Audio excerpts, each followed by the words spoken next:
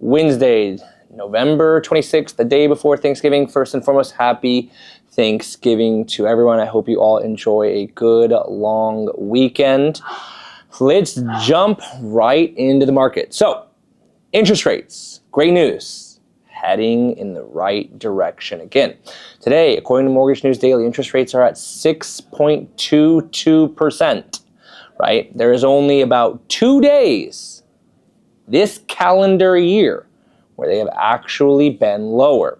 Then you go back 1 day or 2 days last year, none in 2022, and then maybe a few in 2021. So overall, interest rates are relatively low when you look at it over the last 3 years, okay?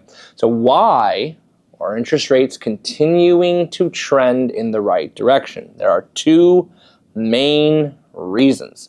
First reason, we continue to see cracks in labor.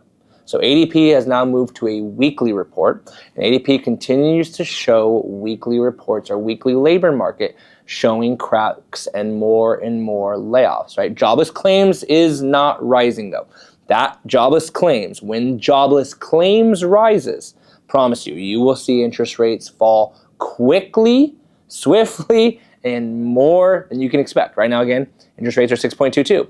We've been here before, multiple times over the past few years. Not a ton, it's still relatively low, but we have seen this, right? So ultimately, jobless claims happens, you're going to see that fall. So in cracks in the labor market. I want to reiterate, it's not broken, it's not breaking, just more and more labor deterioration because we were so high. So all it's saying is, hey, with this labor weakness, interest rates don't need to be 6.75% anymore. It's done its job. Maybe 5.75 is on the horizon, 5.875, and that is okay, right? When you truly see labor weakness, right, when you see jobless claims, then you'll start to see it fall high 4 life highs. But again, it's saying we are a little too high at the 6.75 range, we come down.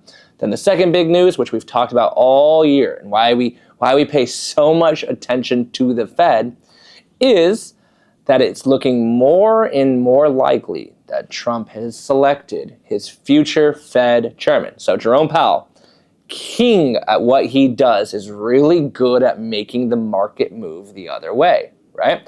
But it looks like, and we have talked about it, he is going to be replaced in May of next year. And we're always wondering, who is it going to be? My bet was Chris Waller. I'm unfortunately looking like it's going to be wrong. It's looking more and more like it's going to be Kevin Hassett. And Kevin Hassett is an extraordinarily dovish team member. He has said multiple times this year, the Fed needs to cut, Fed needs to cut. Fed should have already cut or been cutting more aggressively. So clearly, a Fed chairman who is not currently in, but is saying that they need to cut and is very pro, we can grow our way out of this, let's not overthink inflation, pretty much aligning his politics directly with the Trump administration and Treasury Secretary Scott Bessent, right? Saying, hey, let's grow out of it, not worry about inflation. So when it's lining up that way, remember the Fed is supposed to be independent from the presidency. And he goes, it still will be independent, but it's looking more and more like the political alignment will be there for lower interest rates. Obviously, he has not been chosen at this moment, but it is looking more and more likely. Polymarket currently has him at a 36% chance of being the next Fed chair, and has a 36% chance he is actually going to be announced in December.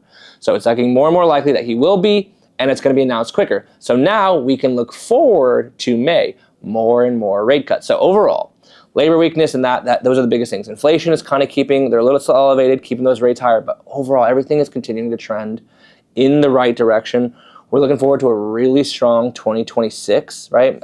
Inventory has risen almost to normal levels. We're 4 years out of 2021. You're seeing more listings, almost as healthy housing markets. 2026 looks primed, and if interest rates just fall a little bit, we're right there. So if you have any questions on this, feel free to reach out.